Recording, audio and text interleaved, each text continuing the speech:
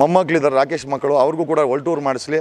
ಅವರು ಕೂಡ ಪೊಲಿಟಿಕ್ಸ್ ಬಿಟ್ಟು, ವಿಧಾನಸೌಧ ಬಿಟ್ಟು, ಪಾರ್ಟಿ ಶಿಷ್ಯಂದ್ರು ಬಿಟ್ಟು ಸ್ವಲ್ಪ ಆರಾಮ್ ತಗೊಳ್ಳಿ ಅನ್ನೋದು ನನ್ನ ಒಂದು ಒಳ್ಳೆ ಅಭಿಪ್ರಾಯ. ತಪ್ಪೇನಿಲ್ವಲ್ಲ.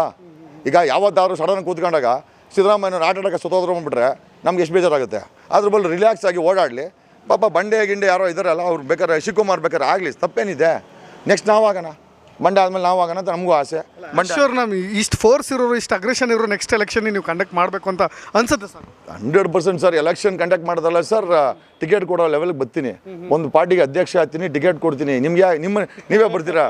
ಅಲ್ಲ, ನಿಜವಲ್ಲ ಪ್ರಚಾರ ಮಾಡೋಣ. ಭಾಸ್ಕರ್ ಅವ್ರನ್ನು ಮೀಟ್ ಆದ್ರಿ, ಹಿನ್ನೆಲೆ ಏನು, ಏನು ಕಾರಣ? ಅಲ್ಲ, IPS ಆಫೀಸರಾ ಸರ್? ನಾವೆಲ್ಲ ಒಂಥರ ಅವ್ರು ನಮ್ಮ ಗುರುಗಳಿದ್ದಂಗೆ.